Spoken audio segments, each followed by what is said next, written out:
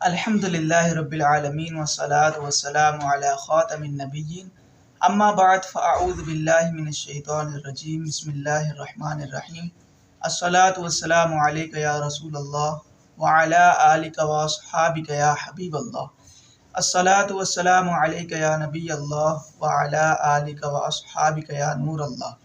فرمان مصطفیٰ صلی اللہ علیہ وآلہ وسلم، جس نے مجھ پر ایک بار درود پاک پڑھا اللہ پاک اس پر 10 رحمتیں بھیجتا ہے۔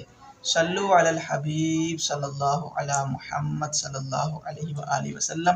ناظرین کرام، الحمدللہ عز وجل سوشل میڈیا پر ہمارا یہ پہلا بیان ہے، پہلا ریکارڈ کرنے جا رہا ہوں، اور آج کا موضوع انشاءاللہ الکریم بڑھاپے کے بارے میں ہوگا۔ تو مختصر انشاءاللہ الکریم 5 منٹ کا ہمارا بیان ہوگا۔ توجہ کے ساتھ اس کو مکمل سنیں اور اس کو شیئر بھی کر دیجیے۔ آئیے اپنے بیان کو شروع کرتے ہیں۔ عظیم تابعی بزرگ حضرت سیدنا ایاس بن قتادہ رحمۃ اللہ علیہ اپنی قوم کے سردار تھے۔ ایک دن آپ نے آئینے میں یعنی شیشے میں اپنی داڑھی میں ایک سفید بال دیکھا اور دعا کی، یا اللہ پاک، میں اچانک ہونے والے حادثات سے تیری پناہ چاہتا ہوں۔ مجھے معلوم ہے کہ موت میرا پیچھا کر رہی ہے اور میں اس سے بچ نہیں سکتا۔ پھر وہ اپنی قوم کے پاس تشریف لے گئے اور فرمانے لگے، اے بنو سعد، میں نے اپنی جوانی تم پر وقف کر دی تھی، اب تم میرا بڑھاپا مجھے بخش دو۔ یعنی جوانی میں نے تمہارے معاملات سر انجام دیے، مگر اب بڑھاپے میں مجھے اللہ پاک کی عبادت کر لینے دو۔ پھر آپ رحمۃ اللہ علیہ اپنے گھر تشریف لائے اور عبادت میں مصروف ہو گئے یہاں تک کہ آپ کا انتقال ہو گیا۔ اللہ پاک کی ان پر رحمت ہو اور ان کے صدقے ہماری بے حساب مغفرت ہو، آمین۔ کسی شاعر نے کیا خوب کہا ہے، گوش و پا دوش و خرد ہوش میں ہے، کرنا ہے جو کر لے آج ہی۔ چند سبق آموز عربی اشعار کا ترجمہ سنیے۔ اے بوڑھے شخص، کیا بڑھاپا آنے کے باوجود بھی تو جہالت یعنی موت کو بھلا کر دھوکے میں مبتلا ہے؟ اب اس عمر میں تیری طرف سے جہالت کا مظاہرہ بالکل اچھا نہیں۔ تیرا فیصلہ تو سر کے بالوں کی سفیدی نے کر دیا، مگر پھر بھی تو دنیا کی طرف مائل ہوتا ہے اور ناپائیدار دنیا تجھے دھوکہ دے رہی ہے۔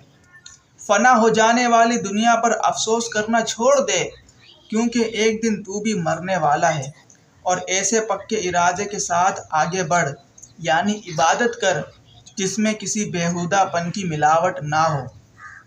میں نے خود کو عبادت سے روک کر ہلاکت اختیار کی ہے اور اپنی پیٹھ کو بھاری گناہوں سے بوجھل کر لیا ہے، اور نافرمانی کر کے گویا میں نے اپنے رب کو چیلنج کر دیا، جبکہ وہ انعام و احسان اور جود و کرم والا ہے۔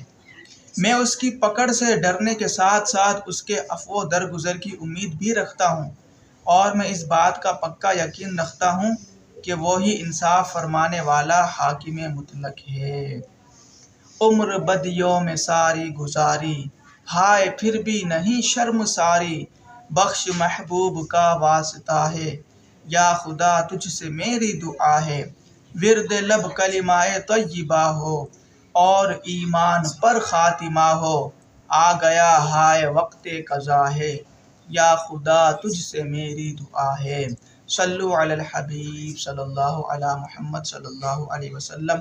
ناظرین کرام، ہم ہر وقت، ہم لمحہ بلمحہ موت کے قریب ہوتے جا رہے ہیں، چاہے وہ بچہ ہو، چاہے وہ جوان ہو، چاہے وہ بوڑھا ہو، ہر شخص ہی جیسے جیسے وقت گزر رہا ہے موت کے قریب ہوتا جا رہا ہے۔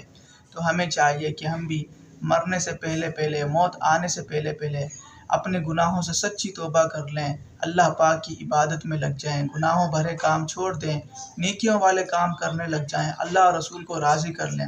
اللہ اور رسول راضی ہو گئے تو انشاءاللہ ہماری آخرت سنور جائے گی۔